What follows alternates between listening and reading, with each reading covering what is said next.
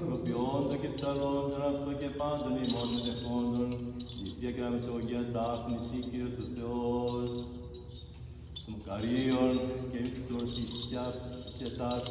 πάνω στον μέρο και έσπον μεθάες, ως των μέρων πρωτεύων του δούλου του Θεού Στυλιανού, υπερού του τούτου μνημός τελείται, νησί Κύριος ο Θεός, βασίλειος πάντοτε νικαιαεί, και εις τους αιώνας των αιώνων.